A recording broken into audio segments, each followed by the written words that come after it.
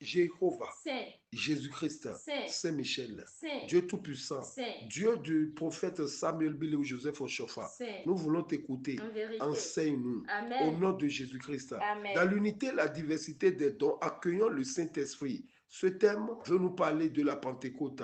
Éphésiens chapitre 4, le verset 2 à 6 sera notre texte de base. En toute humilité et douceur, avec patience, vous supportant les uns les autres avec amour, vous efforçant de conserver l'unité de l'esprit par le lien de la paix.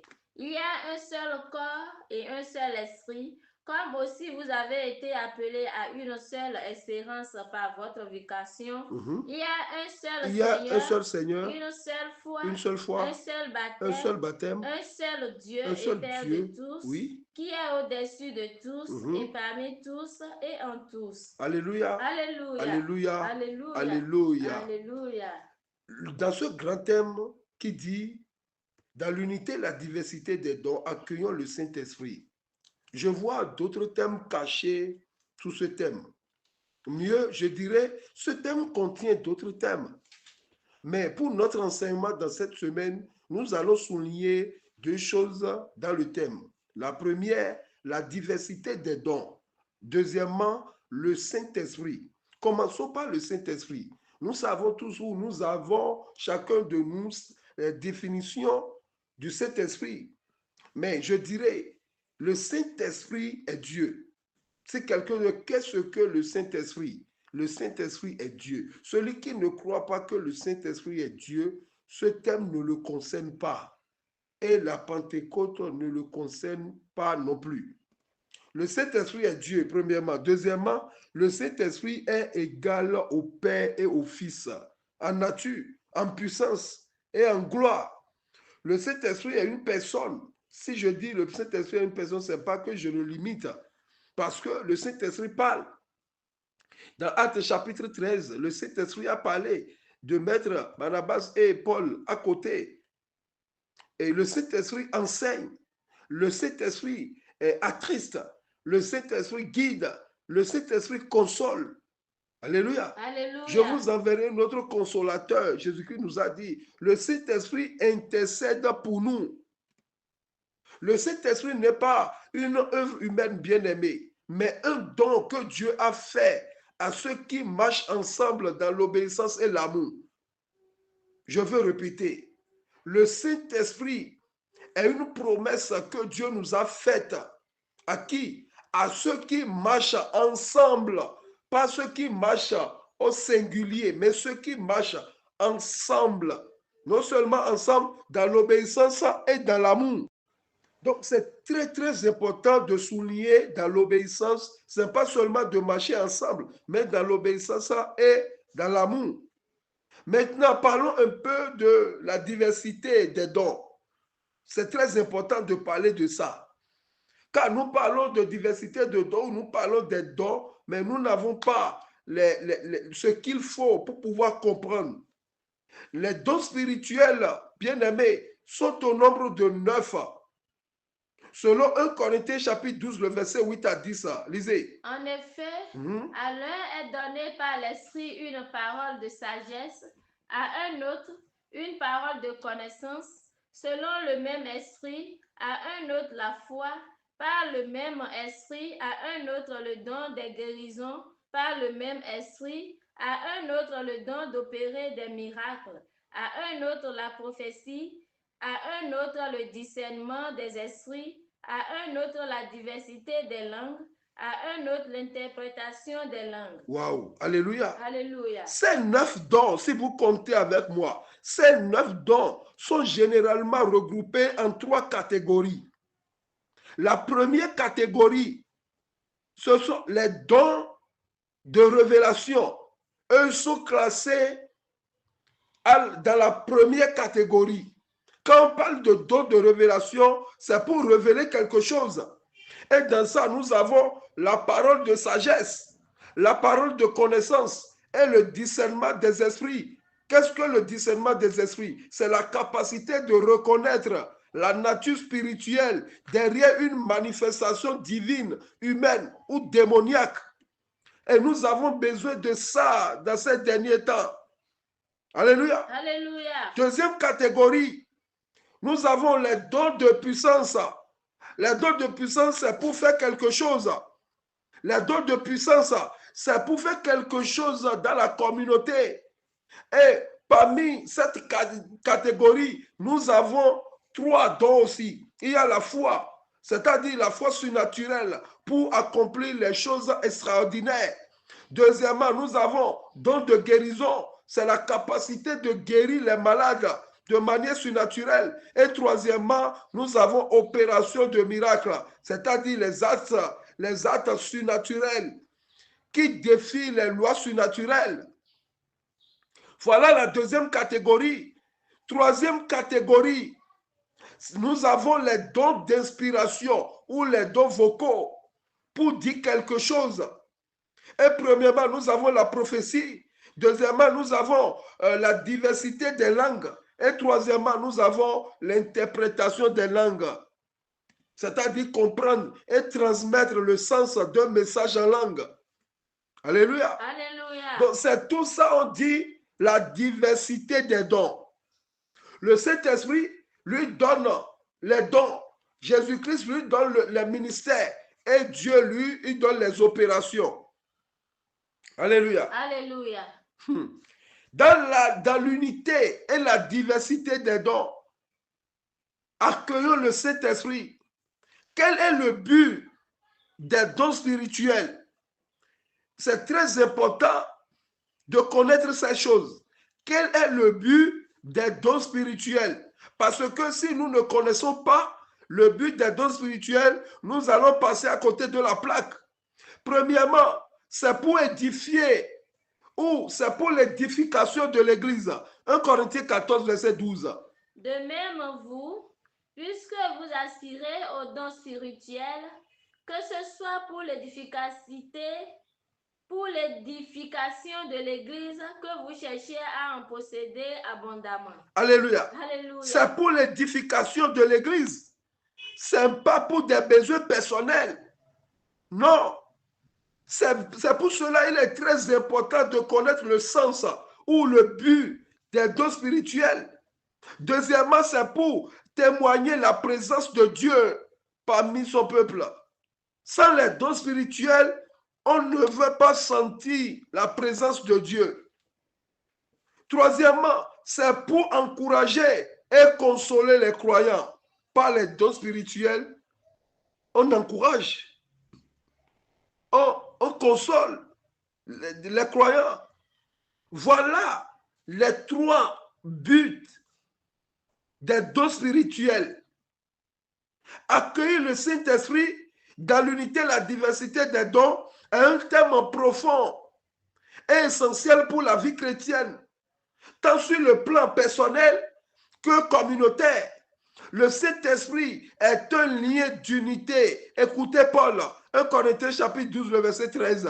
Nous avons tous, en effet, été baptisés d'un seul esprit pour former un seul corps, soit juif, soit grec, soit esclave, soit libre, et nous avons tous été abreuvés d'un seul esprit. C'est-à-dire, c'est dans un seul esprit que nous tous avons été baptisés pour former un seul corps.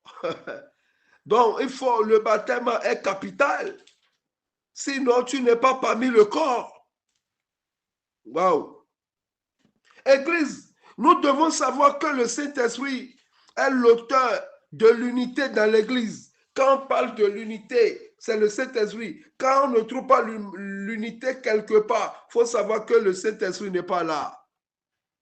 Quand il est là, il laisse des traces. Quand il n'est plus là, il laisse aussi des traces. Premièrement, le Saint-Esprit unit les croyants au Christ. Et deuxièmement, il unit les uns et les autres. Alléluia. Alléluia. Il unit premièrement les chrétiens au Christ. Deuxièmement, le Saint-Esprit unit les uns aux autres. C'est grâce au Saint-Esprit qu'on comprend le sens spirituel de la croix. Parce que le bas vertical nous attache à Christ. Et maintenant, bas horizontal nous attache les uns aux autres. C'est l'œuvre du Saint-Esprit. Dans l'unité, la diversité des dons, accueillons le Saint-Esprit. Pourquoi il est important d'accueillir le Saint-Esprit? Problématique du thème. Pourquoi il est si important d'accueillir le Saint-Esprit? Écoutez, les 7 raisons pour lesquelles il est si important d'accueillir le Saint-Esprit. Premièrement, le Saint-Esprit est la présence de Dieu en nous. Raison pourquoi il faut l'accueillir. Sinon, celui qui n'a pas le Saint-Esprit, lui, il est comme un tonneau vide, il n'a pas Dieu en lui. Il est une créature. Donc, pour être enfant de Dieu, il est capital d'avoir. Deuxièmement, le Saint-Esprit nous guide dans la vérité. Raison pourquoi il est important d'accueillir le Saint-Esprit. Pour qu'il nous guide dans la vérité. Personne ne peut dire la vérité car nous avons pour père au début le diable qui est un menteur. Mais quand le Saint-Esprit prend possession, c'est là où on commence par parler de vérité. On est né avec le mensonge à la bouche. Troisièmement, il nous donne la force spirituelle. Pourquoi il est si important de l'accueillir? Parce qu'il nous donne la force spirituelle. Quatrièmement, il produit en nous le fruit de l'esprit. Personne ne peut fournir ou bien donner le fruit de l'esprit sans le Saint-Esprit. Raison pourquoi on dit le fruit de. Sinon on dit le fruit de manguier. Mais de qui est là précise la personne. Quand on parle le fruit de cet esprit, donc ce n'est pas le fruit de Brice Bolobé, ce n'est pas le fruit de quelqu'un, mais le fruit de cet esprit. Le manguier donnera la mangue. Alléluia. Alléluia. Sixièmement ou cinquièmement, le Saint-Esprit, il nous enseigne le cœur de Dieu. Si Dieu est fâché contre toi, si tu as le Saint-Esprit, tu sauras. C'est ça. Le Saint-Esprit, il est si important de l'accueillir parce qu'il nous enseigne le cœur de Dieu. Sixièmement, il distribue les dons spirituels, raison pourquoi il est si important de l'avoir. Exode 35, le verset 30 à 34. Moïse dit aux enfants d'Israël, sachez que l'Éternel a choisi Betsalel, fils d'Uri, fils de Hur, de la tribu de Juda. Il l'a rempli de l'Esprit de Dieu, de sagesse, d'intelligence et de savoir pour toutes sortes d'ouvrages. Il l'a rendu coupable de faire Qui l'a rendu? Le Saint-Esprit l'a rendu quoi? Capable de faire des inventions, de travailler l'or, l'argent et les reins, oui, de graver les pierres à enchâsser, de travailler le bois et de sculpter toutes sortes d'ouvrages d'art. Il lui a accordé aussi le don d'enseigner. Le Saint-Esprit l'a accordé le don d'enseigner. De même qu'à Oholiab, fils d'Aïsamak, oui, de la tribu de merci. Dan. Alléluia. Alléluia. Dieu est là pour les opérations, mais c'est le Saint-Esprit qui enseigne. Septièmement, pourquoi il est si important d'accueillir le Saint-Esprit? Parce qu'il nous prépare pour la vie éternelle. Aucun homme ne pourra te préparer pour la vie éternelle. Tu es derrière les hommes de Dieu. Tu cherches les hommes de Dieu, les visionnaires un peu partout. Cherche le Saint-Esprit. C'est lui qui nous prépare pour la vie éternelle. Dans l'unité, la diversité des dons, accueillons le Saint-Esprit. L'unité véritable ne peut se faire sans la présence active du Saint-Esprit. Bien-aimé, l'unité véritable ne peut se faire sans la présence du Saint-Esprit. Accueillir le Saint-Esprit, c'est inviter Dieu à régner dans notre cœur, à nous transformer, à nous guider et à nous équiper pour vivre pleinement notre foi. Nous avons besoin d'être équipés pour vivre notre foi. C'est une démarche d'ouverture, de confiance et de soumission à l'œuvre divine en nous. Raison pourquoi nous devons l'accueillir. Il est si important, voire capital de l'accueillir, bien-aimé. C'est ça qui te manque, que tu fréquentes les hommes, tu les laisses. On te donne des promesses de mariage, sorti à peine 2 mois, 3 mois, mais il y a rupture. Tu es marié, mais tu cherches encore de plaisir ailleurs. Ton problème, ce n'est pas le plaisir, mais c'est le Saint-Esprit. C'est de lui que tu as soif. Alléluia. Alléluia. Maintenant, quelles sont les conditions pour accueillir le Saint-Esprit dans l'unité? Quelles sont les conditions? La première condition, bien-aimé, pour accueillir le Saint-Esprit, la première condition, c'est la nouvelle naissance. Dieu ne veut pas donner son esprit à n'importe qui, non. Pierre a dit aux gens qui ont voulu avoir l'Esprit Saint que repentez-vous. La nouvelle naissance, la première condition. Deuxième condition, la prière unanime. Acte 1, le verset 14. Acte chapitre 1, le verset 14. La Bible déclare, tous de commun accord persévéraient. Ils persévèrent dans la prière. Waouh! Tous de commun accord. Lorsque le Saint-Esprit a vu qu'ils ont soif, qu'ils avaient soif de lui, il est venu maintenant pour étancher leur soif. Waouh! Donc, la prière unanime, la prière communautaire. Oui, comprenez cela. La prière commune attire la présence de cet esprit.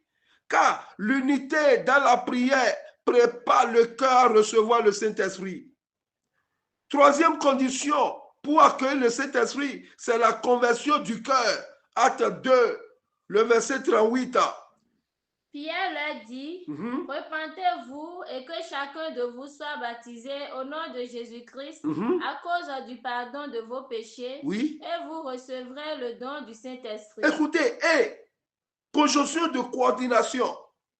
Repentez-vous et que chacun de vous soit baptisé et vous recevrez le don du Saint-Esprit. Donc, on ne donne pas comme ça. Il y a des préalables d'abord. Il faut la repentance. Oui. Troisième condition, la conversion du cœur. Car accueillir l'Esprit demande un cœur pur et repentant. Le Saint-Esprit n'opère pas dans la division. Et la division naît souvent, du péché. La division naît souvent du péché, bien-aimé. L'orgueil naît du péché, bien-aimé. La jalousie naît du péché. Waouh! Le jugement aussi naît du péché. Les conditions pour accueillir le Saint-Esprit. Quatrième condition, la communion fraternelle. Acte 2, verset 42. Il persévérait dans l'enseignement des apôtres, dans la communion fraternelle, dans la fraction du pain et dans des prières. C'est ça. La communion fraternelle. Car la vraie unité se manifeste dans le partage. Oui. C'est ça. La vraie unité se manifeste non seulement dans le partage, mais l'écoute mutuelle, la réconciliation. C'est là que la vraie unité se manifeste. Dans l'unité et la diversité des dons, accueillons le Saint-Esprit. Pour mieux vivre la Pentecôte, bien-aimé, il va falloir comprendre que l'unité n'est pas uniforme. Non. D'autres ne savent pas. Eux, ils croient que l'unité, c'est l'uniforme. Tant que l'autre ne porte pas soutane, donc on ne peut pas avoir l'unité. Pourquoi? Tant que l'autre ne porte pas veste, pourquoi eux ont déchaussé? Pourquoi les autres prient avec chapelet en main? Écoutez-moi, l'unité n'est pas uniforme, mais harmonieuse dans la diversité. C'est pourquoi nous devons chercher une hardiesse. Nous devons chercher avec hardiesse le Saint-Esprit. Car omis le Saint-Esprit, il n'y en aura pas la transformation. C'est l'Esprit qui nous transforme de l'intérieur pour que nous devenions des artisans d'unité. Celui qui n'est pas transformé en lui ne peut pas être un artisan de l'unité. Celui qui a des problèmes d'ego, de complexe, en lui ne peut pas être un artisan d'unité. Romains chapitre 12, le verset 2. Ne vous conformez pas au siècle présent, mais soyez transformés par le renouvellement de l'intelligence, afin que vous discerniez quelle est la volonté de Dieu, ce qui est bon, agréable et parfait. Afin de connaître la volonté de Dieu, ce qui est bon, agréable et parfait, nous devons être transformés. Personne ne peut se transformer sans l'aide du Saint-Esprit, car Dieu nous forme.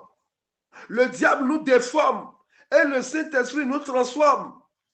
Ceux qui ne subissent pas cette transformation ne porteront pas les fruits de l'Esprit, dont a parlé Galates 5, le verset 22.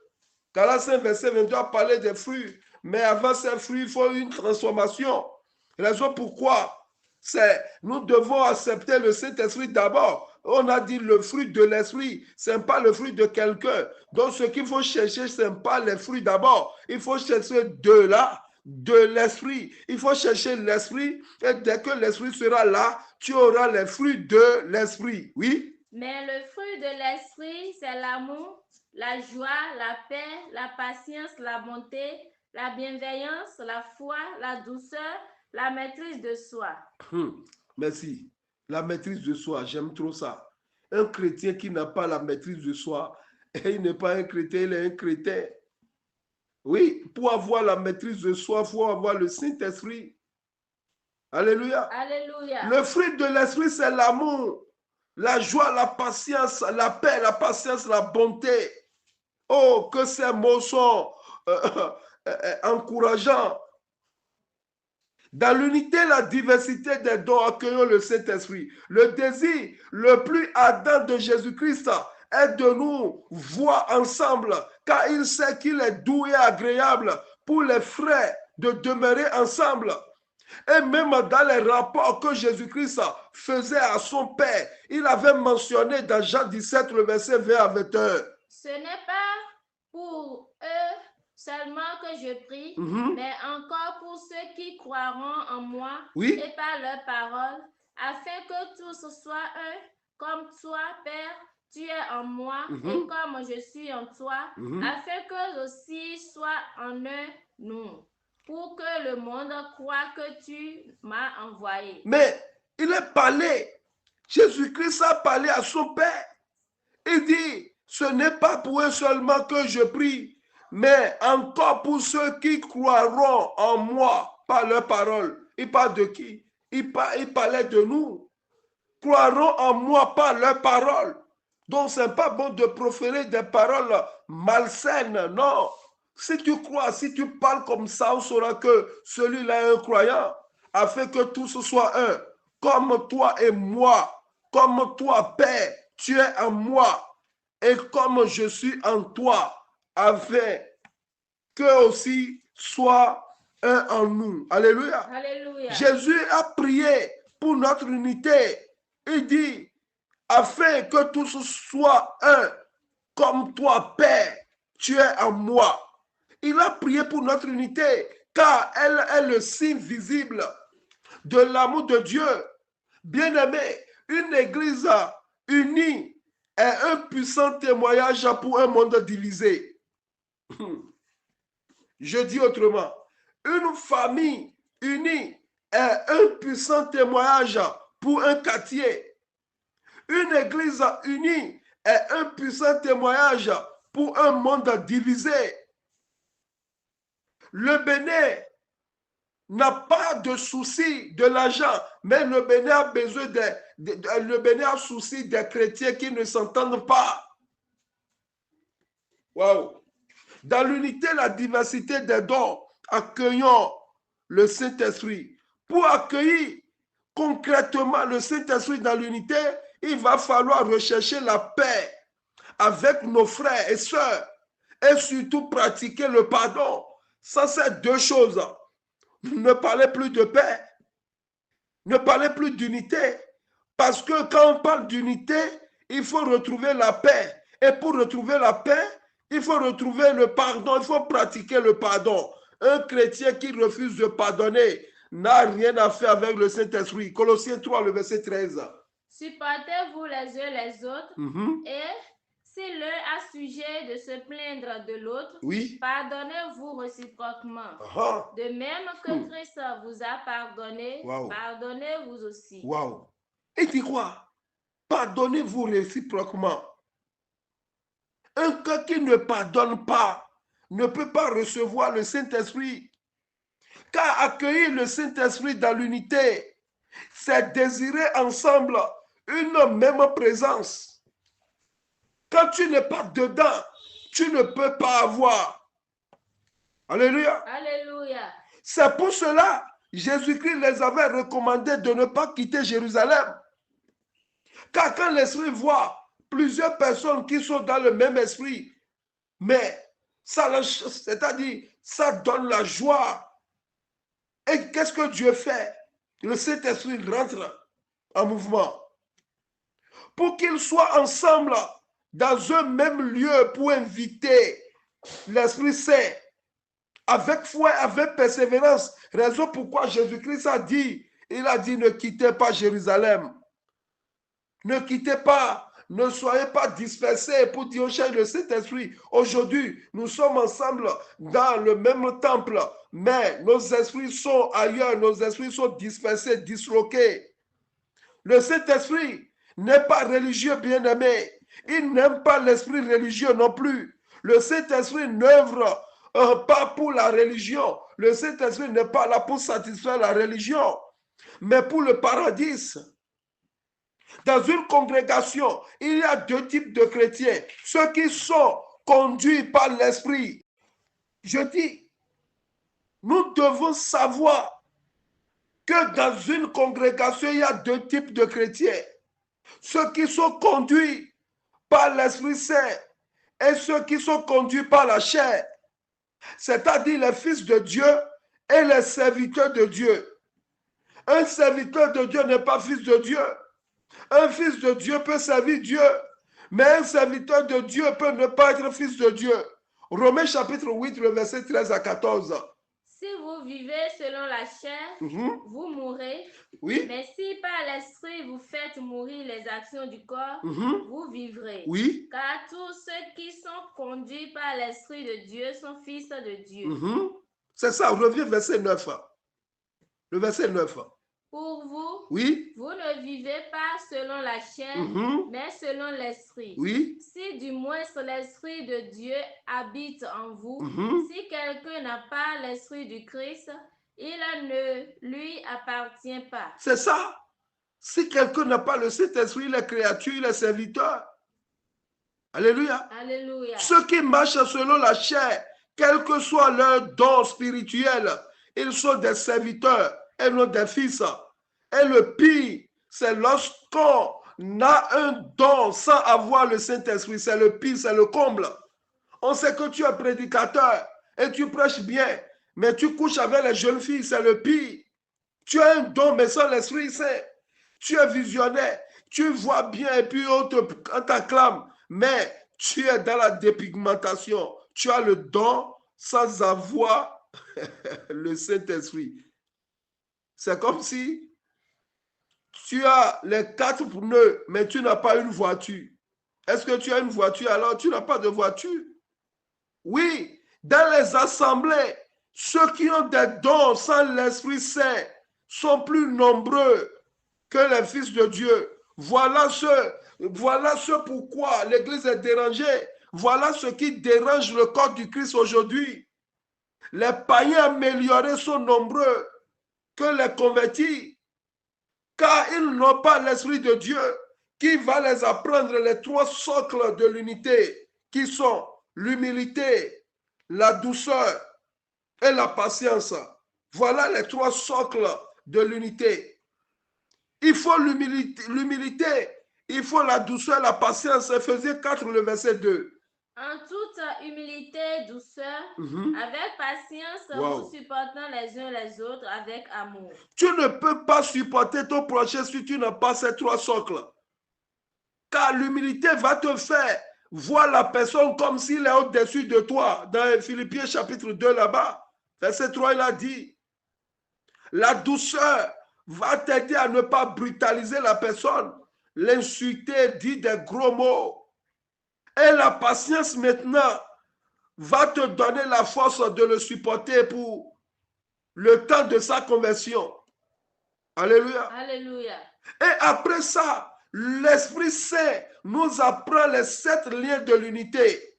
Je dis après les 3 socles de l'unité, socle, c'est sur quoi quelque chose est basé. Oui.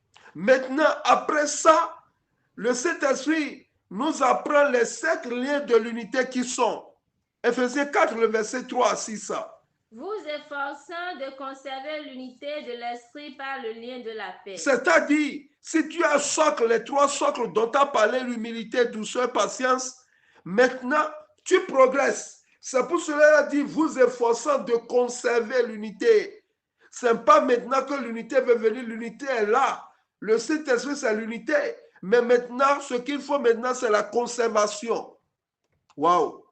Le monde n'a pas d'unité. Mais Dieu a d'unité, Dieu a l'esprit d'unité. Mais aujourd'hui, c'est le monde qui nous montre qu'il a l'unité et dans l'église, il n'y a pas l'unité. Et c'est ça, les politiciens vont venir régler les problèmes de l'église. Alors qu'avant, c'était le contraire. Honte à nous. Honte à nous parce que nous disons que nous connaissons Dieu, mais nous n'avons pas la substance de la connaissance de Dieu, qui est la parole de Dieu, qui est la compréhension de la parole de Dieu. Vous efforçant, quelqu'un qui est baptisé doit s'efforcer et tendre vers la perfection. Nous devons conserver l'unité. Et pour conserver l'unité, il faut l'humilité, la douceur et la patience. Alléluia. Alléluia. Le verset 4. Il y a un seul corps et un seul esprit. Il y a un seul corps. Voilà les 7 liens de l'unité. Un seul corps, oui. Et un seul esprit, comme aussi vous avez été appelés à une seule espérance par votre vocation. Oui. Il y a un seul Seigneur, une seule foi, un seul baptême, oui. un seul Dieu oui. et Père de tous, qui est au-dessus de tous et parmi tous et en tous. Waouh, alléluia. Alléluia. Voilà les 7 liens de la perfection. Voilà les 7 liens de l'unité, de l'esprit. Maintenant, il dit un seul corps. Le premier lien. Deuxième lien, un seul esprit. Troisième lien, une seule espérance. Quatrième lien, un seul Seigneur. Cinquième lien, une seule foi.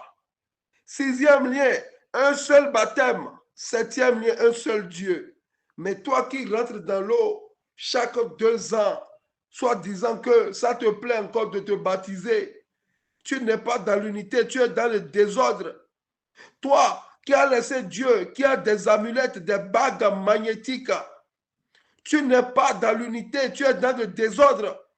Une seule foi, mais tu crois à la vie du monde, tu crois encore aux fétiches, tu crois encore aux idoles. Tu es dans le désordre, tu n'es pas dans l'unité de l'esprit. Toi qui n'a pas un seul corps, qui est dans la sorcellerie, qui change de corps, tantôt tu rentres dans les oiseaux, tu n'es pas pour Christ, tu es au diable. Tu es pour le diable. Voilà les 7 liens qui conservent l'unité. Soyez bénis. Amen. Au nom de Jésus-Christ, Jéhovah, Saint. Jésus-Christ, Saint. Saint-Michel, Saint. Dieu Tout-Puissant, Saint. ta parole vient d'être libérée. Que ton Esprit Saint souffle sur l'Esprit, sur nous au nom de Jésus. Amen. Que ton Esprit Saint, l'Esprit d'unité, de paix, reste avec nous, Seigneur. Amen. Saint-Esprit, viens habiter ton Église. Amen. Fais de nous un seul cœur. Amen. Fais de nous une seule âme. Amen. Pour que le monde croie en toi. Amen. Au nom de Jésus-Christ. Amen. Amen. Amen. Amen. Au nom de notre Seigneur Jésus-Christ. Alléluia.